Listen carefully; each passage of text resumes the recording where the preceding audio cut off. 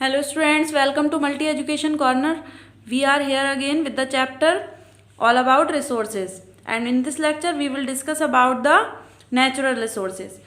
सब category of natural resources हमने previous lecture में डिस्कस कर ली थी कौन कौन सी होती हैं, बट डीपली हमने इनके बारे में डिस्कस नहीं किया था. सो इस लेक्चर में हम deeply one by one natural resources की सब कैटेगरी को डिस्कस करेंगे.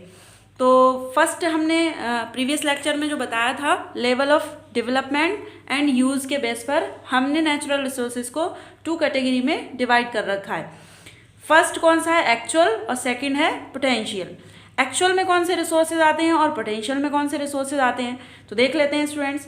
Those resources whose quantity is known to us, यानी वो सारे के सारे रिसोर्सेज जिनकी क्वांटिटी के बारे में हमको मालूम है, ठीक, and are being used by us, और वो सारे के सारे रिसोर्सेज हम यूज़ भी कर रहे हैं. ठीक है, हमें उनकी क्वांटिटी पता है, क्वालिटी पता है, किस एरियाज़ में वो अवेलेबल हैं ये पता है, आने वाले कितने ईयर्स तक वो चल पाएंगे ये भी पता है, उसके लिए हमारे पास टेक्नोलॉजी भी है और हम उनको यूज़ भी कर रहे हैं. हमको ये भी मालूम है कि वो किस किस तरीके से यूज़ होंगे. वो सारे के सारे एक्चुअल रिसोर्सेज में आते हैं. एग्जाम्पल हमारा कोल, इसके अलावा हम और भी पेट्रोल कह सकते हैं, कोल कह सकते हैं, ब्लैक सॉइल कह सकते हैं. ठीक है, ये सब हमारे एक्चुअल में है.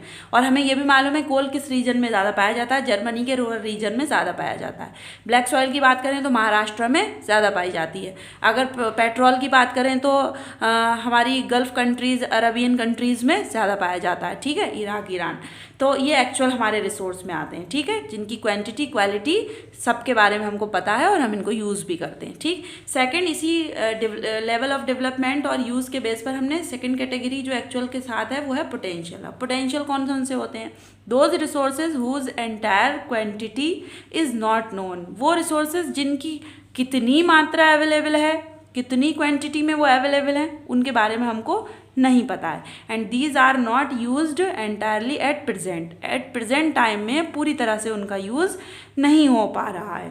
For example wind energy, for example nuclear energy, for example solar energy, ये सारे के सारे कैसे हैं, पोटेंशियल हैं.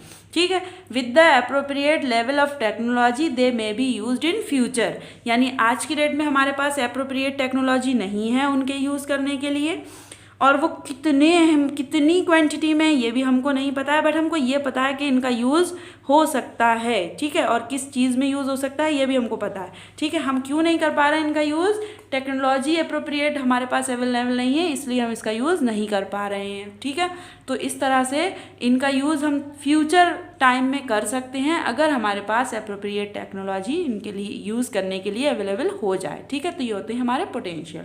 तो डेवलपमेंट के बेस पर हमने नेचुरल रिसोर्सेज को टू कैटेगरी में डिवाइड किया. फर्स्ट इज एक्चुअल और सेकेंड इज पोटेंशियल. ठीक है, दोनों के बारे में हमने डिस्कस कर लिया. नेक्स्ट स्टूडेंट जो हमारा आता है नेचुरल रिसोर्सेज का नेक्स्ट कैटेगरी, वो ओरिजिन के बेस पर भी हम टू कैटेगरी में इनको डिवाइड करते हैं. ओरिजिन के बेस पर एक होते हैं हमारे बायोटिक और दूसरे होते हैं हमारे एबायोटिक. बायोटिक कौन से होते हैं, ऑल दी लिविंग थिंग्स, जितनी भी जिंदा चीज़ें हैं जिनमें जान है. ठीक है, लिविंग थिंग्स, वो सारे के सारे हमारे बायोटिक में आते हैं, यानी बायोटिक रिसोर्सेज है नेचुरल. कौन कौन से, प्लांट्स, एनिमल और ह्यूमन, इन सभी में जान होती है, ये हमारे बायोटिक में आते हैं, ओरिजिन के बेस पर हैं ये. और सेकंड हमारे एबायोटिक, जस्ट अपोजिट कर लेते हैं हम बायोटिक का, यानी all the non living things, जितनी भी बेजान चीज़ें हैं. फॉर एग्जांपल सॉइल, मिट्टी बेजान है, रॉक्स, चट्टानें बेजान है, मिनरल्स बेजान है. ठीक है, तो ये सारी की सारी एबायोटिक में आती हैं. तो ये किस बेस पर हमने देखे, नेचुरल है, नेचुरल, गॉड गिफ्टेड है, नेचर के फ्री गिफ्ट हैं. प्लांट, एनिमल, ह्यूमन, सबको नेचर ने बनाया है, इंसानों ने नहीं बनाया, इसलिए नेचुरल है. ठीक है, सॉइल को, रॉक को, मिनरल्स को इंसानों ने बनाया, नेचर ने बनाया. ठीक है, इसलिए ये भी नेचुरल है. लेकिन किस बेस पर हमने इनको कैटेगराइज किया है, ओरिजिन के बेस पर.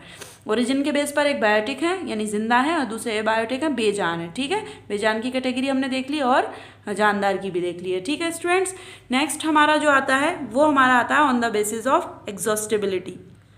स्टूडेंट, स्टॉक और एग्जॉस्टिबिलिटी के बेस पर हमने पीछे भी बात की थी रिन्यूएबल और नॉन रिन्यूएबल। तो रिन्यूएबल वो जो अपनी फॉर्म को रिन्यूड करें, those resources which get renewed और रिप्लेनिश्ड क्विकली, यानी जल्दी ही रिन्यूड हो जाएं, जल्दी ही उनकी फॉर्म हमको दूसरी मिल जाए। जैसे कि सोलर एनर्जी मैंने आपको बताया था कि सन आज निकला है तो कल निकलेगा, फिर से हमें क्या मिलेगा, सनलाइट मिल जाएगी। विंड एनर्जी, इसके अलावा वाटर, ठीक है। बट स्टूडेंट वाटर ये तो हमें मालूम है कि ये एक रिन्यूएबल रिसोर्स है, बट इसके रिन्यू होने में एवरी ईयर ये रिन्यूड होता है। बट रिन्यूड में भी अगर हम देखें कि मान लो हम इसको यूज़ कर रहे हैं 22 लीटर, ठीक है, पर ईयर, और मान लो हम इसका जो इसका रिन्यू होने का कैपेसिटी है वो है मान लीजिए 20 लीटर, रिचार्ज जो हो रहा है वो 20 लीटर का हो रहा है, और हम इसको कंज्यूम जो कर रहे हैं वो 22 लीटर पर ईयर कर रहे हैं। तो क्या होगा, एक टाइम ऐसा आएगा कि जब तक हमारा स्टॉक है तब तक तो ठीक रहेगा, लेकिन जब हमारा स्टॉक खत्म हो जाएगा तो क्या होगा, ये 20 लीटर रिचार्ज होगा और 22 लीटर हम यूज़ करेंगे, तो क्या होगा, ये भी एक टाइम ऐसा आएगा कि ये भी हमारा नॉन रिन्यूएबल की कैटेगरी में आ जाएगा। सो दैट हमको इनको बहुत ही केयरफुली यूज़ करना है इस रिसोर्स को, ठीक है। इसके अलावा सोलर और विंड जो है वो अपनी फॉर्म को जल्दी रिन्यू कर लेते हैं, बट अभी अगर हम देखें तो अभी हमारे पास सोलर और विंड वाटर जो है वो रिन्यूएबल की कैटेगरी में ही आते हैं, ठीक है। अच्छा, नॉन रिन्यूएबल वो रिसोर्स जो एक बार एग्जॉस्ट होने के बाद, एक बार यूज़ होने के बाद उनसे वो दोबारा रिन्यू ना हो, या फिर रिन्यू होने में थाउजेंड्स ऑफ ईयर लगें। जैसे कि those resources which have limited stock में लिमिटेड है, कितने क्वांटिटी हमको मालूम है।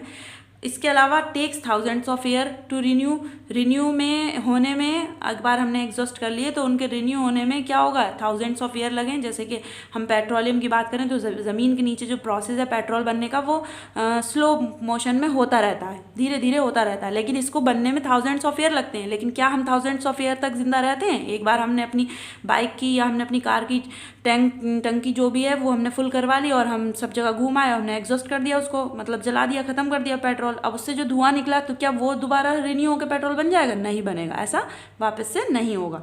बल्कि पेट्रोलियम रिन्यू होता है बट थाउजेंड्स ऑफ ईयर में ज़मीन के नीचे उसकी फॉर्म बनती है, तो क्या थाउजेंड्स ऑफ ईयर हम जिंदा रह पाएंगे? नहीं। तो इसीलिए कोल, पेट्रोलियम, ये चीज़ें जो है वो नॉन रिन्यूएबल रिसोर्सेज में है। तो ये किस बेस पर है स्टूडेंट्स? ये on the basis of exhaustibility है। अभी तक हमने 2 कैटेगरीज डिस्कस कर ली हैं। एक लेवल ऑफ डेवलपमेंट के बेस पर हमने कौन से पढ़े थे? एक्चुअल और पोटेंशियल पढ़े थे। अब हम उसके बाद हमने ओरिजिन के बेस पर कौन से पढ़े? बायोटिक और एबायोटिक पढ़े। अब हमने अभी डिस्कस किया on the basis of exhaustibility, तो हमने कौन कौन से पढ़े? रिन्यूएबल, जो अपनी फॉर्म को जल्दी ही रिन्यूड कर लें, क्विकली रिन्यूड कर लें, जैसे सोलर, विंड एंड वाटर।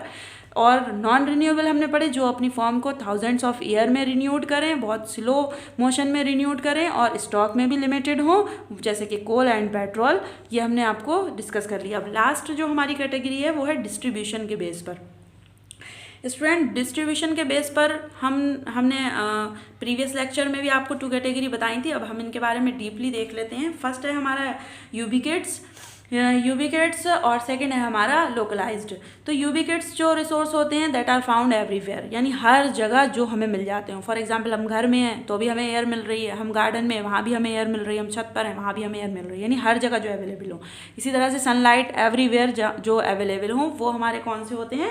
यूबिकेट्स, ठीक है। तो वो रिसोर्सेज जो हर जगह मिल जाते हों वो हमारे यूबिकेट्स होते हैं। और लोकलाइज्ड रिसोर्सेज वो होते हैं that are found only a certain places, किसी पर्टिकुलर एरिया में ही जो पाए जाते हैं। फॉर एग्जाम्पल कॉपर या आयरन। तो कॉपर ऐसा नहीं है कि हर जगह जहाँ भी हम ज़मीन को डिग करेंगे, खोदेंगे, वहाँ हर जगह कॉपर निकल आएगा या हर जगह आयरन निकल आएगा। नहीं, कुछ पर्टिकुलर एरियाज़ में कॉपर मिलता है, कहीं गोल्ड मिलता है, कहीं डायमंड, कहीं पर कोल है तो कहीं आयरन है, ठीक है। तो ये जो रिसोर्सेज जो पर्टिकुलर एरिया में पाए जाते हैं उनको लोकलाइज्ड कहते हैं। जो एवरीवेयर फाउंड किए जा सकते हों वो क्या कहलाते हैं? वो कहलाते हैं यूबिकेट्स, ठीक है स्टूडेंट। अब ये जो लोकलाइज्ड है, किसी भी मिनरल को, किसी भी रिसोर्स को लोकलाइज्ड बनाने में कौन कौन से फैक्टर्स जो हैं वो रिस्पॉन्सिबल होते हैं वो देख लेते हैं। तो इनका डिस्ट्रीब्यूशन जो है वो डिपेंड करता है बहुत सारे फैक्टर्स पर। फॉर एग्जांपल क्लाइमेट पर, या हमारे टेरेन पर, या हमारे एल्टीट्यूड बोले तो स्टूडेंट हाइट, ठीक है, हाइट पर।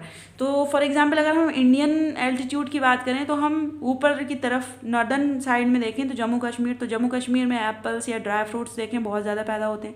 क्या हम इन ड्राई फ्रूट्स या एप्पल्स वगैरह को हम अपने इक्वेटर के पास यहाँ पर इनको ग्रो कर सकते हैं, या हम ट्रॉपिक ऑफ कैंसर के पास ग्रो कर सकते हैं? नहीं कर सकते, बिकॉज वहाँ का क्लाइमेट ऐसा है ही नहीं, ठीक है।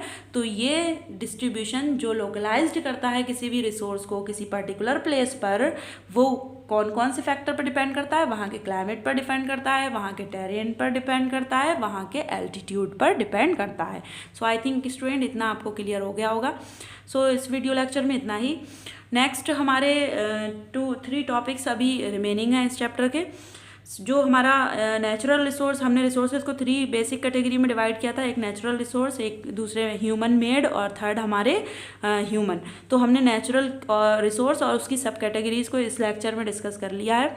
इसके अलावा हमारे ह्यूमन मेड और ह्यूमन रिसोर्स रिमेनिंग है, इसके अलावा इनका कंजर्वेशन रिमेनिंग है, वो हम नेक्स्ट वीडियो लेक्चर में डिस्कस करेंगे। तो this is all about this lecture and thank you so much for watching this video.